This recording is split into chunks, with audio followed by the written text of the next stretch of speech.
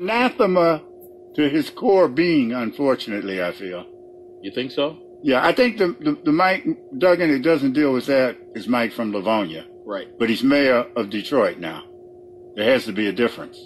And if there isn't, he needs to reoccupy himself in terms of what he does for a living. Not hard, man. Stop by one of those Detroit public schools. Spend a morning over there. Yeah, boy. I want to know what poverty's about. Yeah, absolutely. The breakfast program and the kids their mama comes with their pajamas and house shoes on to drop them off at school. Yeah. Okay. Yeah. And they got to feed the kids, or the kids won't eat all day. It's not hard. But let me give you a quick example. We talked about Wayne County Community College that was cut out. You guys were all here. Right. Yeah. That was cut out of the workforce board, which we thought was unacceptable, given where things are and all of that stuff, and we put it out there. What was interesting, and when that issue came up from Pancakes and Politics, you had Nikolai Vitti and Curtis Ivory, Chancellor of Wayne County Community College, on the panel at Pancakes and Politics. And the two of them kept talking about poverty with kids. You got to give people a job so they can have dignity. Nikolai Vitti talked about kids that are coming to school not being in the right way.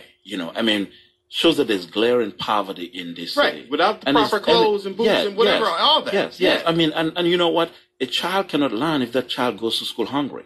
I don't care how many books you have out there. Hungry, dirty, cold. Right. Not all a man or a woman who is not in the right state of mind cannot go through a job training because they need their soul and their body fed. Dignity too. That's what that is. No question. So I'm watching Dr. Curtis Ivory, the Chancellor of Wayne County Community College, and Nikolai Vitti, Sam. The two of them were going back and forth on this poverty with kids. I've not seen Mike Duggan the entire time that he's been in office so far. I've not seen him in an in-depth conversation about poverty in this city.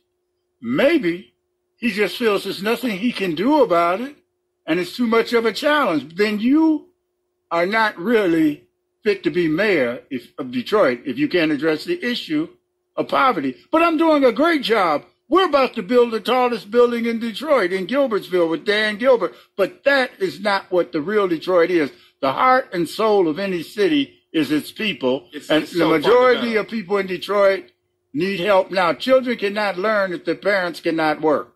And it's so fundamental. You know this, Bankerley. Right. You're going to do a story about a subject, you got to go there where they are. Of course. Okay? Of course. I mean, you can't, I don't need somebody to tell me about it. It's funny. I wrote a column about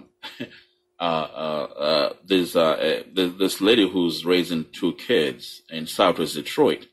And one of the things that I enjoy doing when I write my columns is when I visit these people at their homes. That's the way to do it. We don't meet at a restaurant. I'll say, don't worry, we'll come over to your home.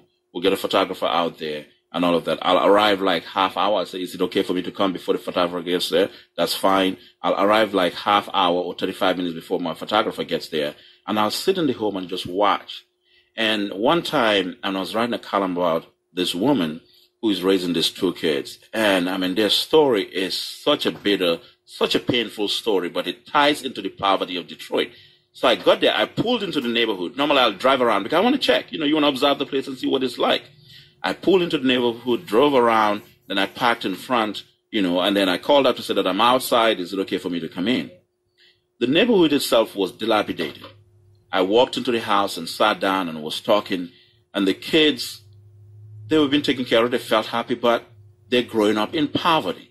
I mean, that community, that neighborhood itself, none of us would want our kids to grow up there. Absolutely. But that is the reality of Detroit. And if you want to know what people's lives are like, you do what you did. Right. You go, I don't know how many films I've made where you go, I went to Flint and sit at a woman's kitchen table, okay, with stacks of water almost to the ceiling. Yep. Right. Okay?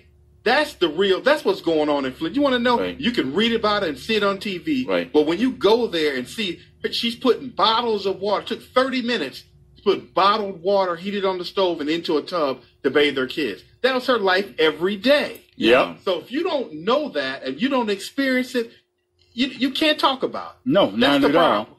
And see, in Detroit, again, it's as if the mayor and his people believe that to address the issue of poverty, to address the issue of two Detroits is some type of an admission of failure. Yeah. It wouldn't be an admission of failure at all. It would mean that you have a mayor who feels the pain of his city and is developing policies to address those issues.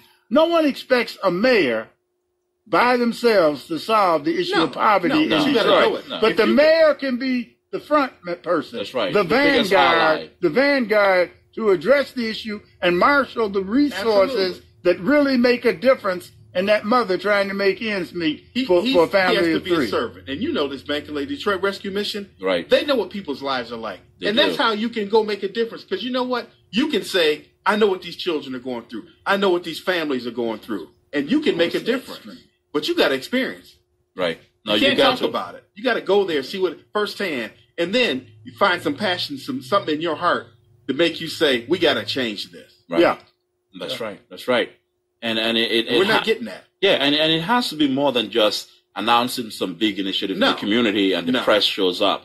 You know, how about you just show up one day and say, look, these two kids, I've been to this, you know, this is unacceptable what is happening here. You know, I'm fighting because these two kids right here also deserve a future. Actually, we need a small room for the media by themselves. We should do a seminar for the media in terms of addressing Detroit issues because they have a stereotypical approach in terms of how they cover issues in Detroit. We talk about the mayor ignoring the issues of poverty. Well, and of course, they're very shallow anyway, the electronic media. Print journalists can go a lot more into depth. But these folks need an unbiased approach to covering stories in Detroit. There are Pulitzers waiting to happen for some of these jerks that they would just move beyond the teleprompter. A lot of these folks, they read the news.